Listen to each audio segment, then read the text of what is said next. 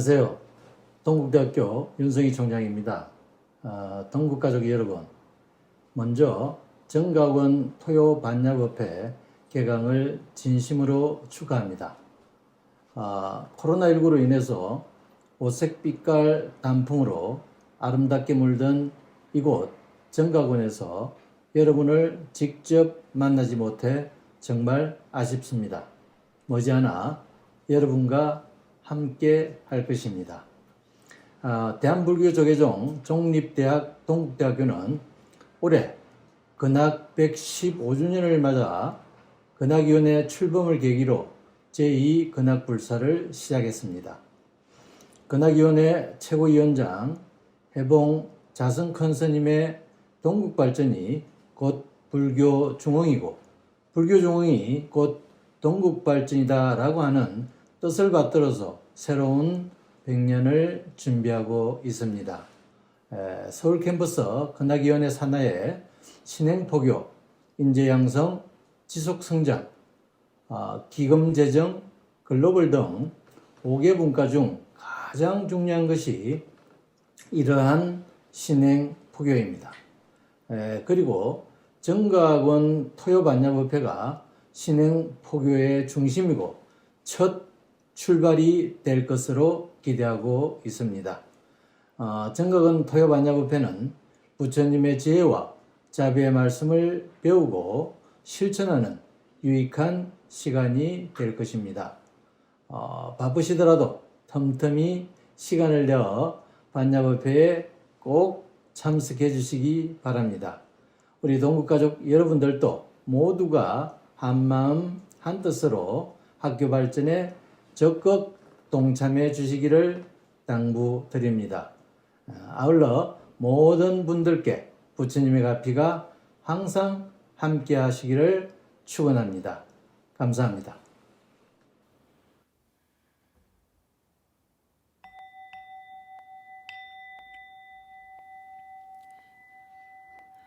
안녕하십니까? 가을 정치가 한창인데 요즘 기후 변화로 때이른 추위가 찾아왔습니다. 날씨가 아주 쌀쌀해지고 아침 저녁으로는 추운 느낌도 들고 일교차가 큽니다. 건강하시기 바랍니다.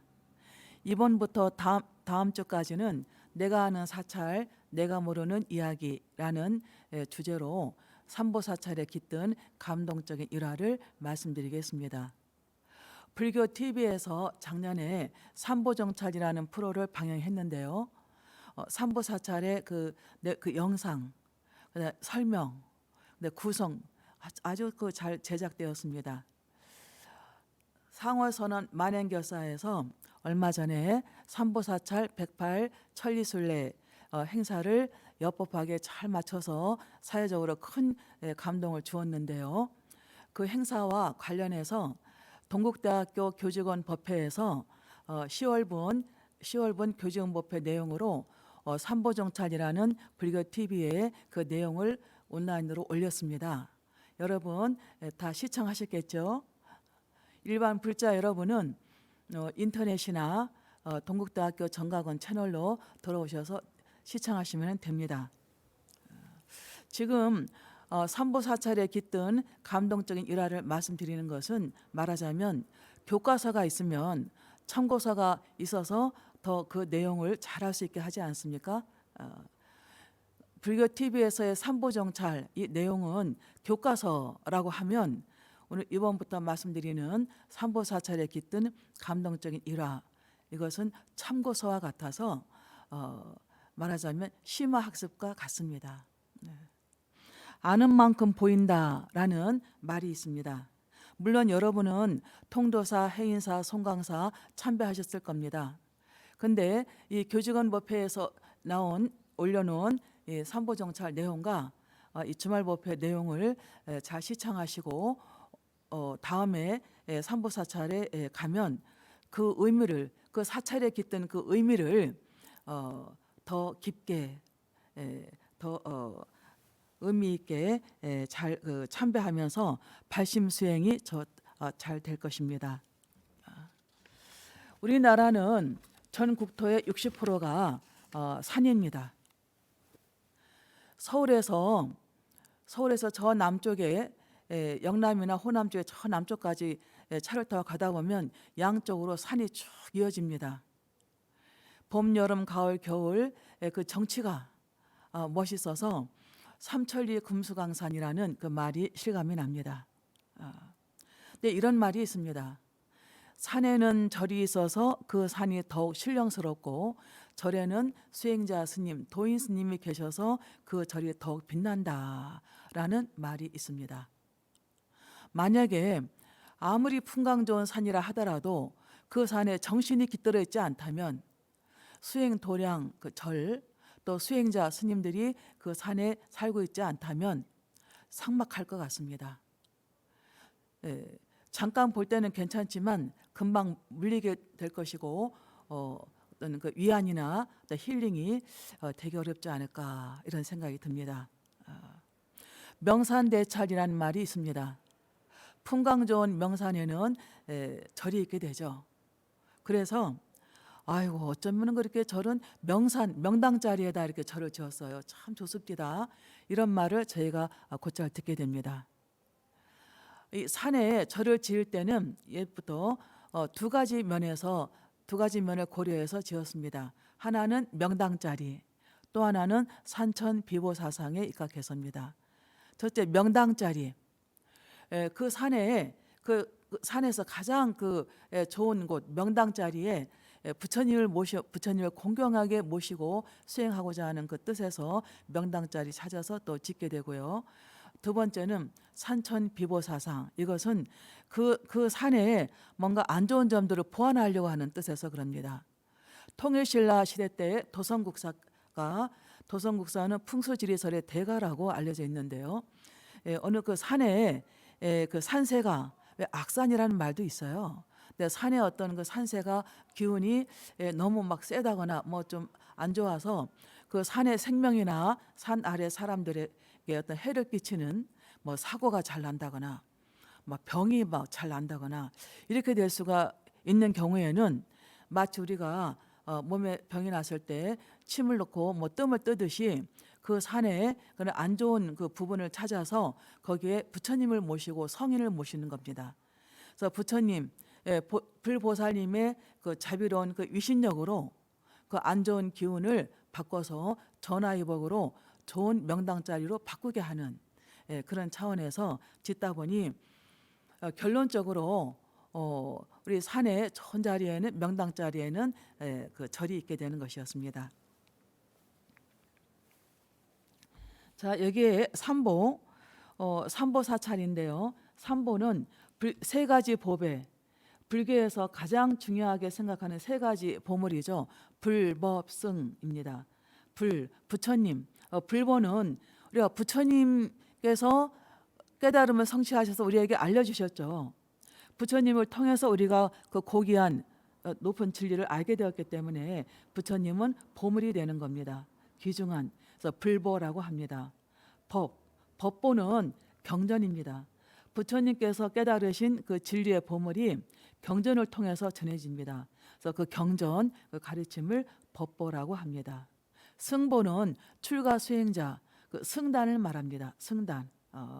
진리의 완성을 위해서 함께 노력해가는 수행자 그 집단을 승보라고 하게 됩니다. 그래서 삼보사찰은 통도사, 해인사, 송광사를 말합니다. 그런데 사실 우리나라 모든 절에는 삼보가 다 갖춰져 있습니다. 불상, 부처님이 계시고 부처님의 가르침, 법회가 이루어지고 수행자, 스님이 있기 때문에 모든 절에는 삼보가 갖춰져 있습니다. 그런데 특히 삼보사찰, 삼보종찰이라 할 때는 한국 불교의 특징입니다. 한국 불교에만 있습니다. 이 삼보사찰, 삼보종찰은요. 불자가 삼보에 기하듯이 한반도 전체를 불국토로 보아서 삼보사찰, 삼보정찰을 말하게 되었습니다. 삼보사찰은 통도사, 불보사찰입니다. 여기에 부처님의 진신사를 봉안했기 때문에 불보사찰이라 하고요. 해인사, 법보사찰입니다. 부처님의 가르침인 고려대장경, 8만 대장경이 봉안되었기 때문입니다. 송강사, 승보 사찰입니다. 고려 시대에 보조 진울국사 이후로 나라의 큰 스승 국사가 무려 16분이나 배출되었기 때문에 예부터 송강사를 승보 사찰이라고 합니다. 이 삼보 사찰을 상월선원 만행결사에게 회주이신 해봉 자승스님께서 얼마 전에 삼보 사찰 108 천리순례를 엽법하게 잘 맞춰서 사회에 큰 감동을 주었습니다. 한국 불교 중흥 국난 극복을 위해서 해봉 자승스님께서 이끄시고 여러 스님과 사부대중 그다음에 그날 일일 참가자, 안전팀, 자원봉사 등 해서 많은 분들이 9월 30일부터 10월 18일까지 순례를 하였습니다. 근데 삼보는 불법성이 되는데 여기서는 진리 수행의 과정을 상징적으로 이제 담아서 승보, 법보, 불보 이 순서로 해가지고 송강사, 해인사, 통도사 그리고 중간에 그 순례 코스에 있는 여러 전통 사찰을 순례를 했습니다. 그 텐트에서 거기 수경을 하고요. 수경지 텐트에서 새벽 3시에 일어나서 도량석, 새벽 예불, 반야신경 봉독, 발언문을 하고 4시에 행선을 시작해서 무건 수행으로 걸음걸음, 무건으로 걸음걸음 여기에 연불, 속으로 연불 또는 화두 또 여러 가지 이제 여기 이제 또 발언을 자신을 돌아켜보고 아무튼 한국 불교 중흥과 국난 극복을 발언하면서 그 어려운 코스를 잘 진행했습니다. 그날 일정이 끝나면 또 수경지에 이르면은 또 저녁 예불, 반야신경 봉독, 발언문 순서를 엽법하게 진행하였습니다. 그래서 이 그 순례 코스 곳곳에 여기 여러 사부 대중이 여러 그 순례단이 한국 불교 중흥과 국난 극복을 위해서 간절한 그 염원을 담아서 순례를 했는데요. 이것이 그 뉴스에 방영되고 유튜브에 신문에 방영을 되면서 불자들이 관심을 더 갖게 되고 그다음 비불자라도 불자가 아니라도 참 거룩해 보인다, 참 좋아 보인다, 참 나도 한번 가고 싶다 그런 반향을 일으켰습니다. 심지어는 외국에도 인터뷰가 있더라고요. 그리고 또 유튜브로 영어 자막 해가지고 그 모습이 또 거기에 방영되는 걸 보았습니다. 100명 가까운 그 스님네가 가사를 수하고 염주를 들고 물론 사부대중이 같이 협법하게 그 무건에서 그 걷기 명상을 하는 것을 보고 정말 저기 또 중간중간에 그 사찰의 그 모습 주위의 자연의 그 풍광을 보고 어떤 신선한 충격을 받고 정말 나중에 나도 한번 가고 싶다 이런 마음을 일으켰을 것 같습니다.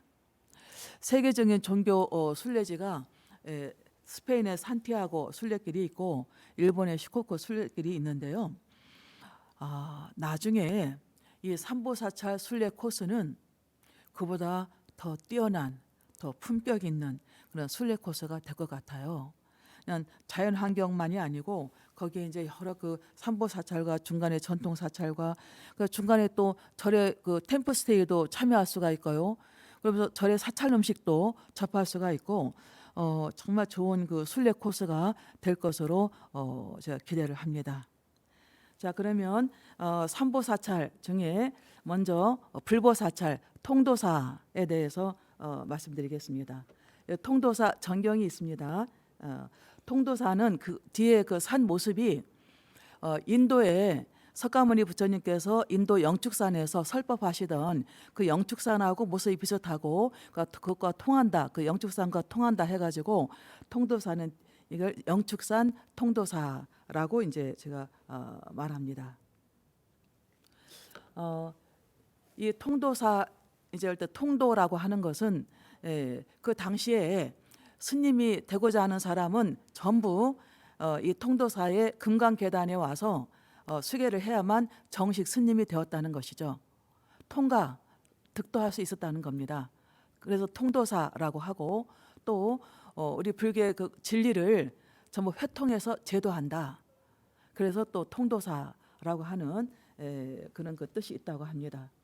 창건 유래는 삼국유사에 보면 신라의 자장율사가 중국의 오대산에 가서 문수보살을 친견하고 가사와 부처님의 진신사리 백과를 얻어서 와서 봉안한 데서 이게 이제 통도사가 이루어지게 되었다고 합니다. 자장율사는 신라의 이제 그 진골 출신이고 아주 훌륭한 인품이어서 그 왕이 나라의 대신으로 중용하려고 이렇게 청을 했는데 그때 이 자장 스님은 계를 지키면서 하루를 살다가 죽을지언정 계를 버리고 사회 나가서 영화 누리면서 백년을 살지는 않겠다라고 정중히 거절했다고 합니다. 부지런히 수행을 하다가 중국의 산서성 오대산에는 문수보살의 진신이 계시다 하는데 거기에 다른 그 스님들을 같이 가서 이제 문수보살을 기도 끝에 문수보살을 친견하게 됩니다. 문수보살께서 부처님의 이 가사와 사리 100여과를 주면서 신라의 영축산이라고 하는 곳에 이 용이 9마리 용이 동령이 사는 곳이 있는데 그곳에다가 금강계단을 이 사리를 봉안하고 금강계단을 만들어서 만들어서 절을 세워라라고 이제 문수보살께서 말씀하셨다고 합니다. 그래서 자장율사가 이 사리를 가지고 돌아와서 신라 선덕여왕께 말씀드리고 이 그 영축산을 닮은 이 통도사 이 터에 이제 왔습니다. 근데 그 당시 통도사는 연못이었습니다. 커다란 연못이었는데 여기에 9마리 동령이 살고 있었다고 합니다. 자장율사가 설법을 해서 그 용들을 교화를 시켰습니다. 여기 이 연못을 메우고 금강계단을 세워서 부처님 사리를 모시고자 하니 너희들은 이곳을 물러가거라라고 이제 교화를 했답니다. 그러니까 용 9마리 중에서 5마리는 오동골로 날아가고 3마리는 또 삼동골로 또 날아가고 그래서 급히 막 날아가다가 또 거기에 큰 바위에 부딪혀가지고 막 피를 흘렸는데 그래서 핏자국이 남아있는 그 용혈암이라고 하는 또 얘기도 있습니다. 근데 9마리 중에서 1마리는 눈이 좀 시각장애 1급 눈이 잘 안 보여서 날아다니기가 힘들어가지고 그래서 그 용이 자장 스님께 저는 그냥 이 도량에 여기서 살게 해주십시오 간청을 했습니다. 그래서 자장 스님께서 그럼 그렇게 하도록 해라. 그래서 그 연못을 다 메우지는 않고 일부를 조금 이제 남겨두고 거기에서 살게 했다고 합니다. 이것이 이제 지금도 통도사에 9마리 용이 그 흔적이 있는 곳에서 구룡지라고 하죠. 그래서 그 용은 나중에 가람신이 되어서 통도사를 수호하는 그런 거 신장이 되었다고 하는 그런 일화가 있습니다.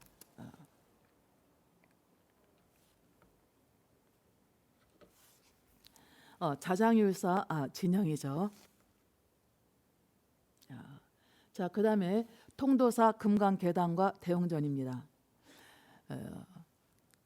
문수보살께서 주신 그 사례를 가지고 와서 이제 통도사 금강계단 여기에 부처님의 전골사리, 머리사리, 그다음에 지사리, 손가락사리 등 사례를 여기에 이제 봉안하게 됩니다. 그래서 부처님의 그 전골사리, 머리사리, 그 지혜, 큰 지혜의 그 가르침이 있는 여기 이제 그 전골사리를 여기 모시고 그다음 손가락사리, 옳은 수행자의 길을 인도하는 손가락사리. 를 또 여기에 이제 사리를 이제 여기에 좀 모시게 되었습니다. 금강계단 여러분이 이 통도사를 가시게 되면 여기 이제 대웅전 이 금강계단 앞에 그 대웅전 보통 대웅전은 부처님이 계시잖아요. 근데 진신사리를 모신 곳에는 안에 가보면은 불상이 없습니다. 그냥 단만 있고요. 그 단 너머에 이제 그 진신사리를 모신 그 탑이 있게 됩니다. 그냥 예배 장소인 것이죠. 그래서 여러분이 통도사에 가셔서 금강계단을 반드시 들리셔야 되는 거죠. 그래서 여기 이제 신발을 벗고 들어가서 이 앞에 중앙에 와서 큰절 3배를 딱 올리고 그 다음에 탑돌이 시계 방향으로 서가모니불 연보를 하면서 세 번 이렇게 돌고 그렇게 예, 오시기를 바랍니다. 이 금강 계단은 여기에 이 높이는 한 6m 정도고 가로 세로가 한 10m 가까이 정방형이에요. 중앙에 부처님 사리를 모신 부도가 있습니다. 이 석종형으로 이 사를 여기에 봉안하고 있습니다. 그래서 이 금강 계단 국보 290호입니다. 금강 계단이라는 것은 계법이 금강과 같이 단단하다. 그래서 이제 금강 계단이라고 합니다. 자장율사가 통도사를 창건하고 이곳에 금강 계단을 세우고 나서는 스님이 되고자 하는 사람은 전부 이 통도사 금강 계단에 와서 계를 받고 비로소 정식 스님이 되었다고 합니다. 구룡지 아까 그 9마리 그 동룡을 교화를 하고 나머지 한 마리가 이제 그 있는 그 구룡지입니다. 아까 내용을 이제 말씀드려서 이 내용을 한번 쭉 볼 수 있게 되죠.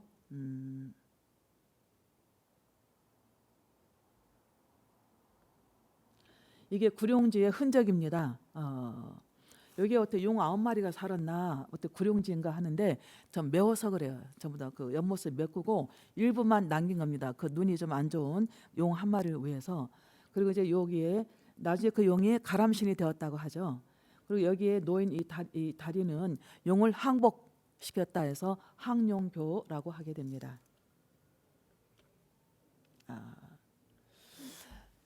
자, 그래서 이 통도사는 부처님의 금강 계단이 부처님의 진신사리를 모신 금강 계단이 있고 역사적으로 훌륭하신 고승들이 많이 배출이 되었죠. 우리가 구한말에 와서 구하스님은 그 독립운동에도 많이 여기에 그 도움을 주셨고요. 또 경봉스님, 그래서 훌륭한 스님들께서 쭉 그 계맥을 이어오고 계십니다. 선맥을 이어오고 계세요. 자, 이제 여기에 통도사 금강계단을 말씀드린 김에 부처님 그 진신사리를 모신 정멸보궁을 좀 더 말씀드리겠습니다. 그 자장유사가 중국의 문수보살께서 이제 주신 그 살을 갖고 와서 통도사에 모시고 또 이제 봉정암 이 5대 정멸보궁은 통도사, 그다음에 봉정암, 그다음에 오대산 중대, 정암사, 법흥사를 5대 정멸보궁이라고 합니다. 우리가 5대 정멸보궁은 평생에 적어도 한 번씩은 가봐야 됩니다. 가서 뭐 참 1시간이라도 서가모니불 연보를 하면서 서가 부처님께서 서가모니 부처님이 그 어려운 수행을 하셔서 우리에게 그 높은 진리를 살려주셨는데 그래서 내가 이 높은 진리를 알고 수행하게 되었는데 부처님 감사합니다. 서가모니불 이렇게 좀 연불 기도도 하고 오시면 참 좋겠습니다. 봉정암은 설악산의 대청봉 옆에 있죠. 여기에 이제 큰 바위가 있는데 그 바위에 이마고 부처님 모습을 닮았어요. 그래서 주위에 그 부처님을 에워싸고 있는 이런 그 형국입니다. 이 봉정암 자장유사가 사리를 모실 곳을 이렇게 찾고 있는데 봉황새가 나타나고 길을 인도하더라는 거예요. 그래서 봉황새를 따라서 간 곳이 바로 지금 봉정암 있는 이 자리입니다. 보니까 천하의 명당 자리예요. 그래서 여기에 부처님 사리를 모시게 되었습니다. 여기에는 부처님 뇌 사리를 모셨다고 합니다. 조선시대 때 암행어사 박문수도 이제 봉정암 여기에 와서 천하의 명당 자리라고 아주 감탄을 했다고 하는 곳입니다. 여러분 봉정암 여기 진신사리 모신 곳 정멸보궁 아마 뭐 많이 가셨을 겁니다. 가는 6시간 정도 좀 힘든 코스긴 한데 특히 마지막 깔딱고개 기억나시죠? 어쩌면 우리가 도고마성이라고 도가 수행이 높아지고 물을 익을 때 그런 그 장애 그걸 이겨내야 된다는 어떤 상징적인 의미를 그 코스가 또 알려주고 있는 것 같아요. 예. 자, 이게 봉정암입니다. 네, 오대산 중대 정멸포궁. 자장유사가 중국의 오대산 문수보살 지혜를 상징하죠. 그 친견하고 살이라 다 가져왔기 때문에 여기에 또 이제 오대산 문수보살 성지로 이제 해서 여기에 이제 모시게 됩니다. 그래서 오대산은 문수보살 성지가 됩니다. 여기에 그 중앙에 그 중대에 역시 이제 부처님 사리를 모셨습니다. 오대산 중대에 역시 정멸포궁 안에 불상은 없고 그 뒤에 넘어 이 사리탑이 있습니다. 탑 모양은 그냥 그 어떤 비처럼 돼 있는데 그 밑에 사리가 모셔져 있습니다. 태백산 정암사 정멸포궁, 수만호 탑이죠. 이 정암사는 여러분 그 일화가 있잖아요. 자장 스님이 이제 정암사 이게 이제 창건하고 여기에 잠시 머무를 때인데 어느 노인이 아주 허술한 차림으로 아주 노인이 망태기에 죽은 강아지를 이렇게 둘러매고 와서 자장 있는가 이러더래요. 그래서 시봉하는 그 스님이 아니 우리 큰 스님 이름을 저렇게 막 자장아 있나 막 이렇게 부르나 싶어서 참 이상한 사람이다 생각하고 가서 그냥 무시하고 자장 스님께 말씀을 드리니까 자장 스님도 그냥 뭐 누군가 하고 그냥 그냥 넘겼답니다. 그리고 이제 그 스님이 나가니까 그 노인이 아상에 있는 자가 어찌 나를 볼 수 있겠는가 이러면서 망태기에 있던 그 죽은 강아지를 하늘 딱 공중에 던지니까 청사자 그 사자를 타고 계시다 하잖아요. 부연보살은 코끼리 타고 계신 걸 우리가 상징을 하는데 청사자가 돼가지고 문수보살의 그 화연 그 휘황찬란한 모습으로 화연을 해서 청사자를 타고 날아갔다는 겁니다. 나중에 그 얘기를 듣고서 자장 스님이 막 그 탄식을 하면서 막 달려나갔지만 이미 저 하늘 저쪽으로 사라졌다고 하는 이야기입니다. 이것은 수행이 아주 깊은 그런 높은 경지의 스님이라 하더라도 아상을 경계해야 된다라는 뜻입니다. 여기에는 수만호 탑이 있습니다. 근래에 다시 국보로 다시 승격이 되었습니다. 또 사자산 법흥사 정멸포궁입니다. 자, 이게 5대 포궁인데 통도사, 봉정암, 오대산 중대, 법흥사, 그다음에 정선암 이렇게 있는데요. 이렇게 이제 이거 5대 포궁이고 근데 이 외에 5대 포궁은 아니지만은 또 유명한 그런 또 사리탑이 있습니다. 화엄사에 4마리 사자가 탑을 받치고 있다 해가지고 사자 3층 석탑이라고 합니다. 신라 때 연기조사가 화엄사를 창건했습니다. 근데 연기조사가 그 어머니를 막 등에 업고 아주 그 효자한 어머니를 업고 그 연기암 위에 그 연기암에 또 막 모시고 올라갔다 다리가 아플까봐 또 업고 올라갔다고 하는 그 얘기가 있는데요. 이 탑의 모양을 보면 여기에 그 뒤에 탑에 이게 바로 연기조사가 어머니께 그 차 공양을 올리는 이렇게 꿇어앉아서 차 공양을 올리는 그런 모습이고 여기 사자가 있는 이 사리탑 여기 중앙에 부처님처럼인데 어머니를 상징하는 겁니다. 가슴 뭉클한 또 효성을 나타내는 것이죠. 자 이렇게 우리가 이제 보궁에는 부처님 진신사리를 모신 이 보궁에는 아주 신통한 그런 신비스러운 이런 기도 수행 장소가 됩니다. 이 5대 정멸 보궁마다 고래로 영험담이 저 신비한 이런 일화들이 많이 전해지는데요. 오대산 중대에 근래에 있었던 얘기입니다. 70년대 초입니다. 어느 비구 스님이 오대산 중대에 가서 기도를 하는데요. 그 당시에는 철야 기도를 이렇게 했습니다. 그다음 이제 중간에 누가 철야하다가 이제 촛불을 그냥 켜놓고 내려와서 화재가 날 뻔해갖고 그 후로는 철야 기도는 안 되는데요. 그리고 이제 그 당시에는 철야 기도를 할 때입니다.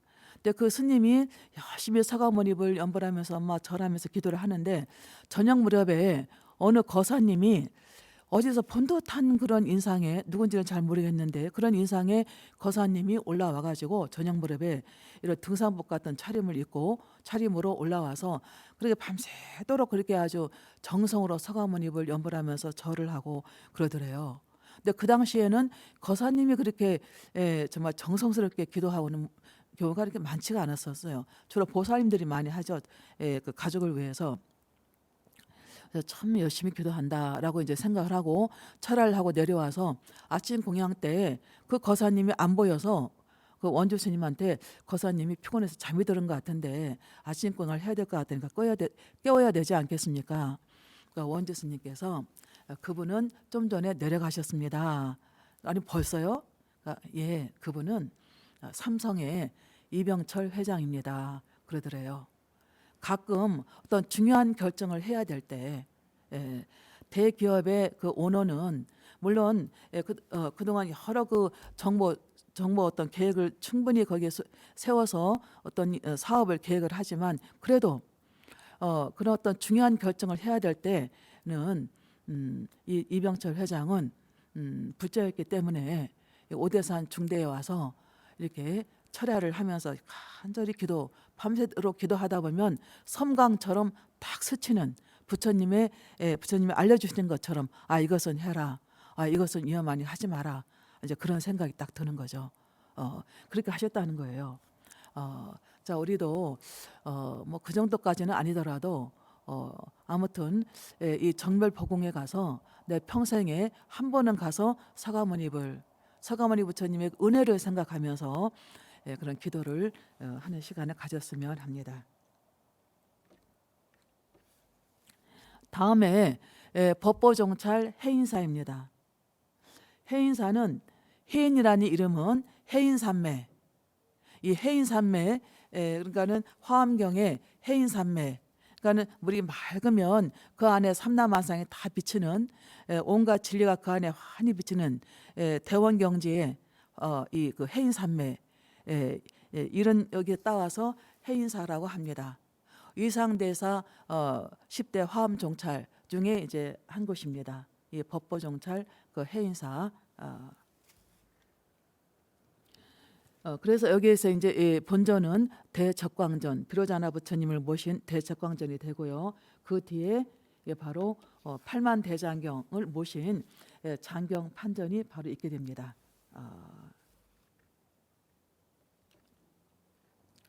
장경판전 내부죠.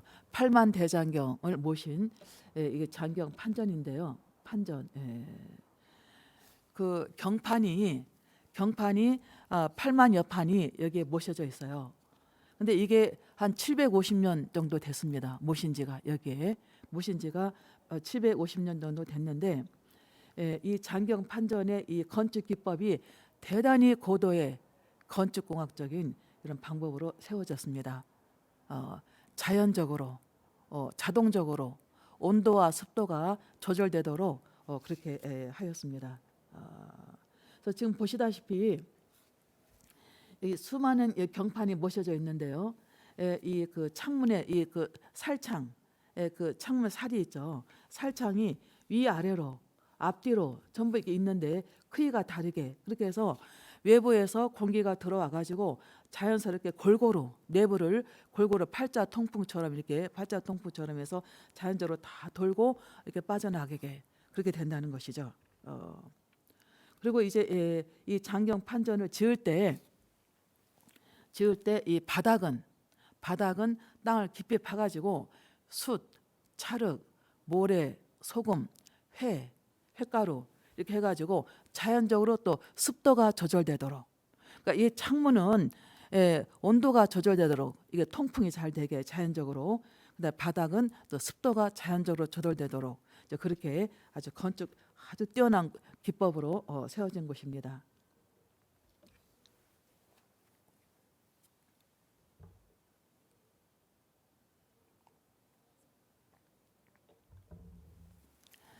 보통 팔만대장경이라고 하죠.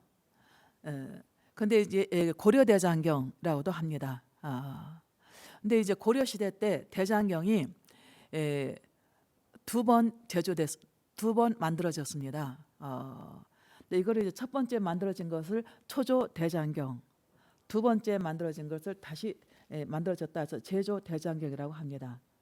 초조 대장경은 고려 현종 때 1011년에 거란군이 침입해가지고 부처님과 신장님의 그 호법으로 국난을 이제 막고자 이제 그 대장경을 조판을 해가지고 대구 팔공산 부인사에 보관했었습니다. 근데 고려 고종 19년 1232년 또 몽고군이 또 침입해가지고 그 당시 고려 사람들한테는 이 그 대장경 초조 대장경과 신라 시대 때 만들어졌지만은 황룡사 구충탑, 그다음에 장육종상, 이게 정신적인 어떤 그 지주로서 우리를 보호해 주신다, 가피를 주신다, 이런 어떤 마음을 위안을 주는 곳이었거든요. 그래서 이 세 가지 보물을 먼저 소실 불태웠다는 것입니다. 그래서 초조 대장경은 소실이 되었고요. 그래서 이제 다시 만들어진 것이 제조 대장경입니다. 이게 경판이 8만 판이 넘어서 8만 대장경이라 하고 고려 대장경이라고 합니다. 그러니까 고려 대장경은 초조 대장경도 있고 중간에 속장경도 있습니다. 대각국사 의천 아시죠? 그분이 이제 속장경. 근데 아무튼 이제 초조 대장경, 속장경 다 있는데 이 그 제조 대장경을 우리가 고려 대장경이라고 하면 바로 이 8만 대장경을 가리킵니다. 고종 19년에 1232년에 몽고군이 막 대대적으로 쳐들어오는데 그래서 다시 36년에 다시 본격적으로 대장경 간행부사를 추진했습니다. 16년이 소요되었어요. 첫 번째 초조 대장경은 거의 76년 정도 걸렸습니다. 처음 하니까 여러 기술적인 면에서 준비 면에서. 근데 제조 대장경은 한 16년 전력 걸렸습니다. 고려의 수도를 강화도로 옮기고 그 대장도감을 여기에 이제 설치하고 이제 8만 대장경을 만들게 되었습니다. 역시 부처님의 여러 그 호법 신장님의 가피로 이 국난을 극복하고자 하는, 또 국민들에게 백성들에게 어떤 부처님이 우리를 지켜주신다 라고 하는 어떤 위안, 그 힘을 얻게 하기 위해서 이제 한편으로 전쟁하는 한편으로 대장경을 조성하게 된 거죠. 이 대장경 8만 대장경 조성 이것은 크게 세 가지 과정으로 이루어졌습니다. 준비 과정에서부터요. 하나는 경판, 이 판목, 경판을 먼저 만드는 것입니다. 경판, 판목을. 또 하나는 이 거기다 새기는 판각 작업, 판각수, 그 작업을 하는 각수, 이 사람 그 준비 과정. 그 다음에 똑같이 한 사람이 쓴 것처럼 구양손체로 똑같이 해야 되니까 그 전국에서 뛰어난 이제 조각가해서 그 이제 준비를 했고요. 또 한편으로는 교정 작업을 했습니다. 수기 대사가 그 당시 화엄학의 대가였던 수기 대사가 이제 그 학생 한 30명 정도 가서 같이 그 당시 이 그 대장경을 교정 작업을 했습니다. 초조 대장경도 일부 남아 있었겠죠. 초조 대장경의 내용, 그다음에 중국의 북송 때 이제 그 대장경, 간판 대장경, 거란 대장경을 가지고 서로 대조를 하는 겁니다. 대조를 해서 이게 보면 이 불전이 어떤 그 뭐 경전이든 논서든 보면 조금 차이가 있는 경우가 있어요. 판본에 따라서. 그걸 이제 교정을 보는 거예요. 서로 이제 그걸 대조를 해서 여기에 교리적으로 봤을 때 어떤 글자가 이게 맞는 글자인가. 가끔 오자가 있을 수가 있잖아요. 그랬을 때 이게 서로 판본에 따라서 대장에 따라서 틀릴 때 이 글자는 어느 글자가 옳겠는가. 교리적으로 여기서 이제 판단을 하는 거죠. 그래서 이걸 대조하고 교정을 하고 이제 그다음에 또 결락 빠져 있는 부분이 있어요. 막 몇 줄씩. 또 그리고 다시 이제 보충을 하고 이제 그런 작업을 한쪽에서 진행하였습니다. 그래서 이 수기대사가 나중에 이제 고려 신조 장경 교정 별록이라고 이제 그 당시에 이제 그 당시에 이제 저기 뭐야 그 당시에 어떤 그런 잠깐 그다 예.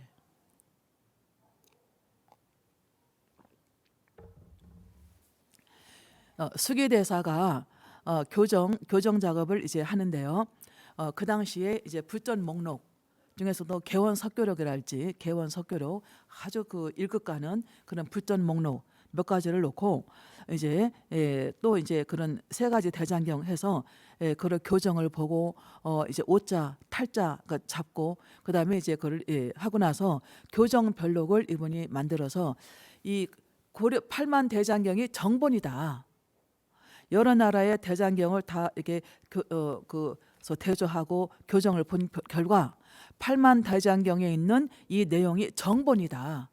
왜 정본인가라고 하는 그 근거를 그 책으로 남겨놓은 거예요. 한 30권. 8만 대장경 안에 있습니다. 8만 대장경은 분량적으로도 아주 방대하지만은 내용적으로도 아주 뛰어납니다.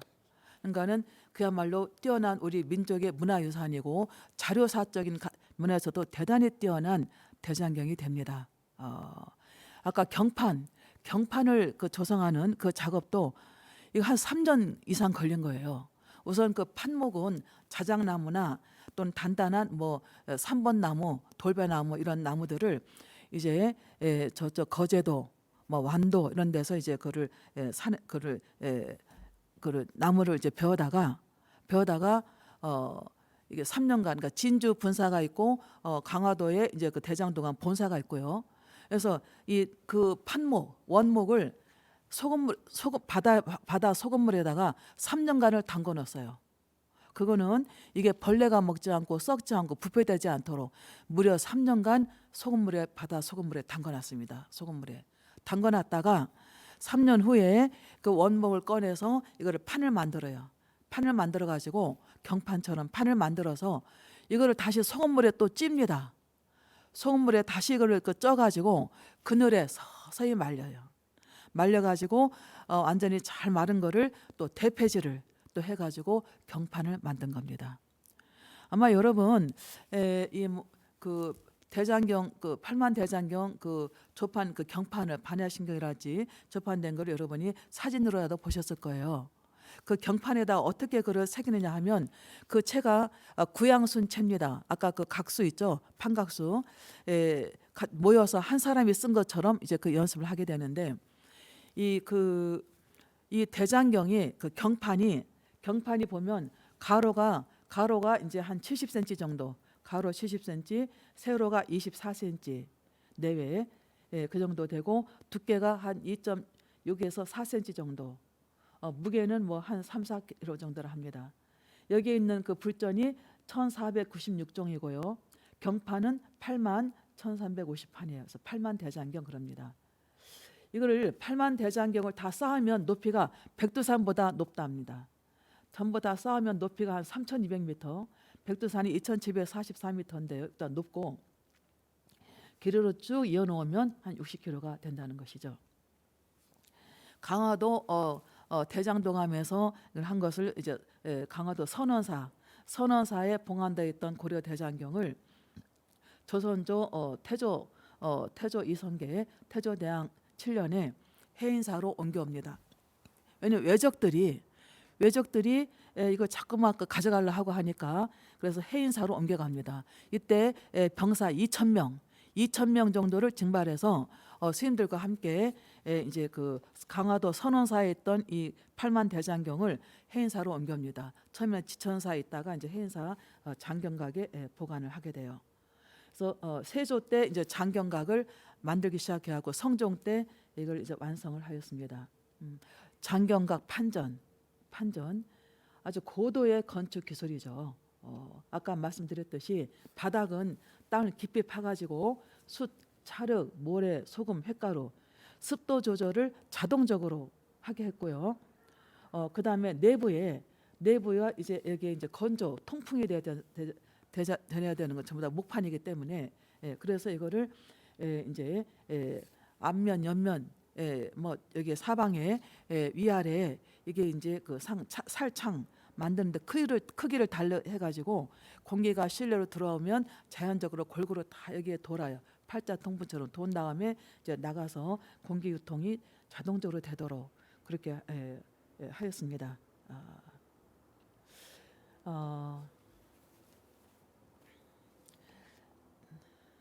자, 여러분, 정말 이 8만 대장경이 모셔진 해인사 법보 사찰입니다.